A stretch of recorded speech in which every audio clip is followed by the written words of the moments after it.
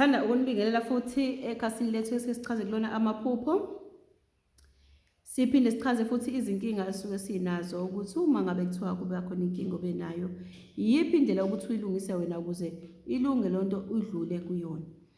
Namhlanje nginesifiso sokuthi ngichaze ukuthi uma ube umuntu owake waphuphunyelwa isisu ngenhloso wasikhipha isisu, ithini indaba yalapho? Kusuke kufanele wenzeni? Kuphi kufanele kwenze ukuze lento izodlula phela bakwethu, izolungiseka?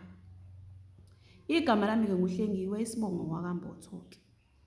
Bakwethu, ake ngithi uthe wazibona ukuthi ukhulelwe, wase ucabanga ukuthi cha, ngeke ngize ngikwazi lengane ukuthi ngihlale nayo, kodwa yona ibisilethiwe emhlabeni kuwena ukuthi uyoba nayo. Wena mase uthatha isinqumo sokuthi cha, ngeke ngize ngikwazi ngesimo sakho osuke usichaza wena. Ake ngiqale ke ngisho kanje. Suyikhiphile ingane,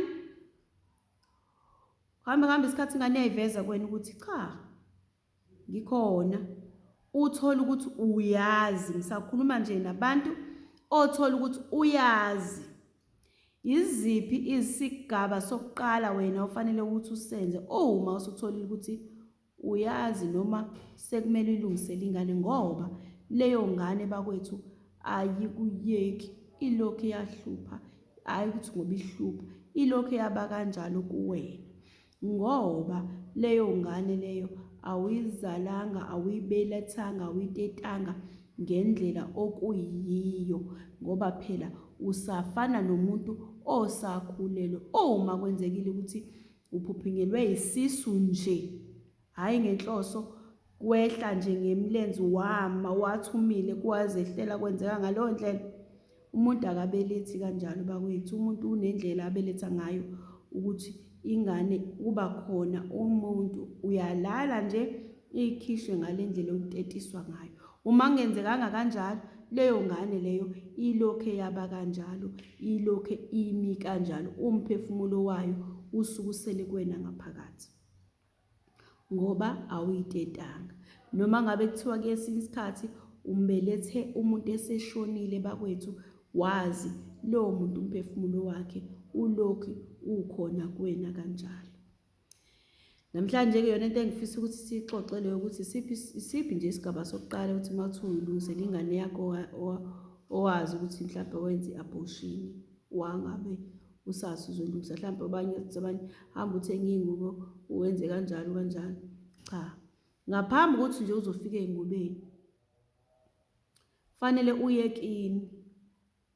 Mangabe umalume noma ngabe kubaba wakho, abazali bakho mabeshadile, mabengashadanga, fanele uye ekhaya, uyekini kumama wakho, ufike uqoqe nje umama wakho, uqoqe nabasisi bakho, mase uyalwethula udaba lakho, kungabi imfihlo, ngoba uma kunjalo suke leyo nto ingahlambulukile kahle emindenini yakho, ngoba isuke iyazi ukuthi wena wenza into enjengale, ingane yakho futhi behleli nayo ilokhu ikukhombile nanguma imndeni yazi ukuthi wena wenze into enjengaleyo.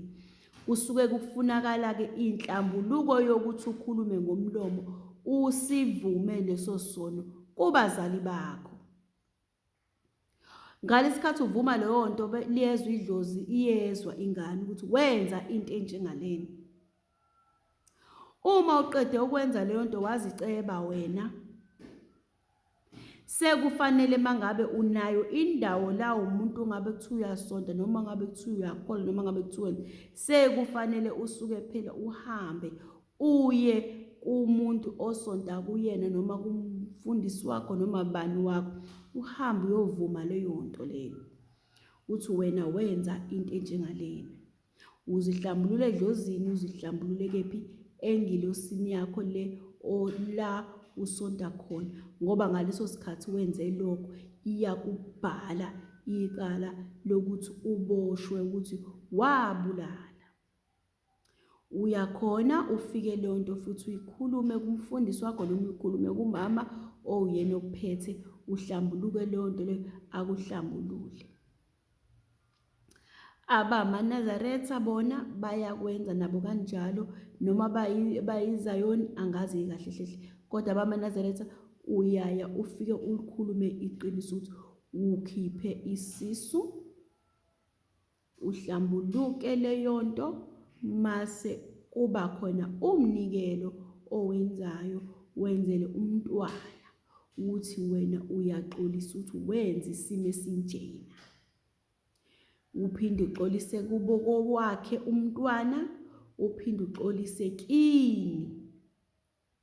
Shuthi uxolise emndenini wakubo kwayo ingane, kubo kababa wengane, uphinde uxolise emindenini yakini, kodwa usukhulumile ekhaya lakho. Mase ukhipha iminikelo othize oqondene naleyo ngane yakho, uyinikelele kuyima uhamba uyakini ekhaya lakho.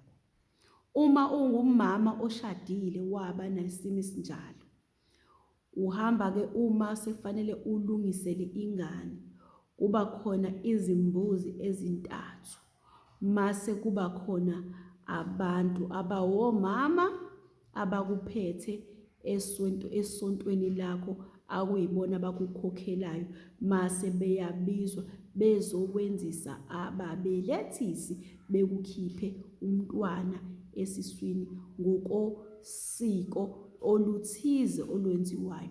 Ubelethiswe yena lo mntwana, mayeqeda ukubelethiswa yena lo mntwana, mase enikezwa igama lakhe, agezwe lelo gazi njengoba nje suke ubona ebelethwa esibhedlela. Kwenziwa kanjalo. Kuyobe-ke mase kwenziwe lokho, ngisakhuluma ngoshadile, kuyobe mase kwenziwe lokho, mase kuba khona okuthize okuphiwa loyo mntwana loyo, mase kubizwa abantwana abaningi abazobe bekukhona kulelo gceke ngaleso sikhathi kwenziwa leyo nto. Konke okuyobe kulapho kuyobe sekudliwa yilabo bantwana ngokuzithathela bona, hhayi ngokubanika wena ezandleni zabo.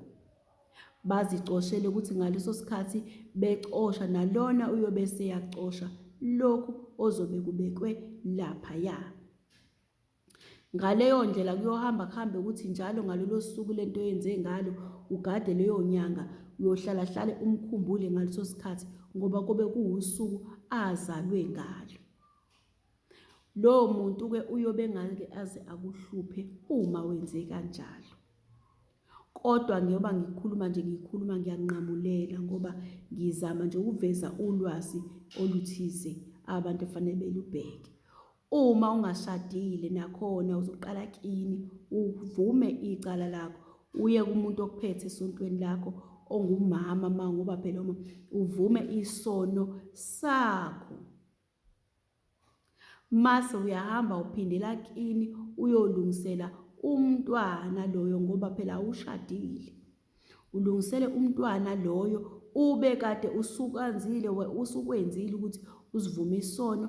Uma ngabe esontweni lenu uyakwazi ukunikela ngale ndlela lena, kodwa indlela engike ngiyazi engathi iyona engiyaziyo engcono kangcono kunalezi ezinye ukuthi uyomnikelela ngendlela yokuthi uzonikelela imindeni yakhe, xolise kuyona, unikelele nabakwini bakomama bakho.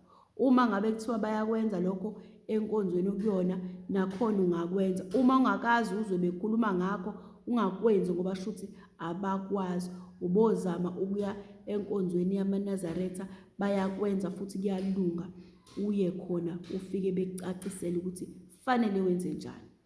Emva kalokho uyobe sukwenza ekhaya, umnikeze umntwana ukudla kwakhe, ukubeke konke laphaya, umethe igama, uthenge iy'mpahla ngoba ushadile, uthenge iy'mpahla zokumgqokisa, kube khona bazomgqokela. Emva kalokho wena uyobe usuyagezwa ngendlela ethize, kodwa nakhona kodingakala ukuthi kube khona into ethize engeke ngize ngikwazi ukuthi ngidalule lapha ukuthi uyoyenza kanjani, ngoba ngaleso sikhathi abantu bavele beziphambanise izinto, kodwa uyobe useyagqokiswa, ushintshane izimpahla, umshintshanise impahla, ube umbiza ngalelo gama oyobumqambe ngalo kuloyo mntwana oyobemgqokela. Emva kalokho uyobe usuyavuka wena ngalolo suku ubukade uvukile ngasekuseni, wavuka wageza ngaphambi ukuthi lento yenzeke. Uyovuka ekuseni ugeze, uhambe usuvuka ekuseni wageza ngaphandle kwayima, ubuya-ke usuzoqhubeka nomsebenzi wokuthi umntwana unikezwa ukudla. Usugezile ngaphandle komuzi. Uma ngabe kuthiwa ubungenawo amandla okuthi wena wenze umcimbi wezimbuzi ezintathu, ungakubambisa ngokuthi kube khona inkukhu, ukhiphe kuyona isikhuhle, uthathe isikhuhle, uthathe isiqunga, uhlanganise nenyongo, uhambe ugeze ngaphandle, ubuye ekhaya usugezile, ushintshe nalezo zimpahla oyigqokile, ubuye usushintshile, usuzoqhubeka nomsebenzi wokupha umntwana wakho ukudla. Kodwa kubalulekile kusuke kufanele ekhaya lakho kwaziwe, uyihlambuluke leyo nto, ugeze umndeni, uxolise ngendlela ozoxolisa ngayo emndenini wakho. Umuphe umntwana wakho ukudla, ubize izingane ezoba khona kulelo gceke ngalesi sikhathi wenza leyo nto, ukuze kuzoba abantwana uyobona ngabo uma bejabulela leyo nto osuyenzile ukuthi kuhamba kahle. Abantwana phonse uswidi phansi, abantwana bazicoshele, abantwana bazithathele kuleyo nto osukube uyenzile. Uma ukwenze ngendlela, impendulo yakho iyobuya ebantwaneni bakho, impendulo evela kubantwana bakho. Uma ungashadile, awukwenzi uzufaka ababelethisi ngoba awushadile, kodwa uvuka uthenga nje lezo zinto ozozithenga, nezokugqoka, uthenge nangale ndlela umuntu oyokwenzela, kodwa umuntu ngomchazela kahle yena mayefisa ukuthi imchazele. Kodwa nje kube uyavuka ekuseni uyogeza, uyabuya uyangena ngaphakathi usugezile, ugeza ngesikhuhle, wageza nangesiqunga, wageza nangenyongo ngaphandle, wabuya ngaphakathi usushintshile lezo zimpahla, usuzoqhubeka usuwenzela umntwana wakho. Namhlanje ngicela ukuma lapho, uma kukhona la ngigeja khona, kukhona abangezwa kahle ngoba nami ngiyabona ukuthi ngikhuluma manje sengiyakusheshisa, ngishawa nayibheji. Ngicela ukuthi ungibhalele ngenzansi, ngiyobe sengiyabuyela kuwena ngikuphendule, nisale kahle.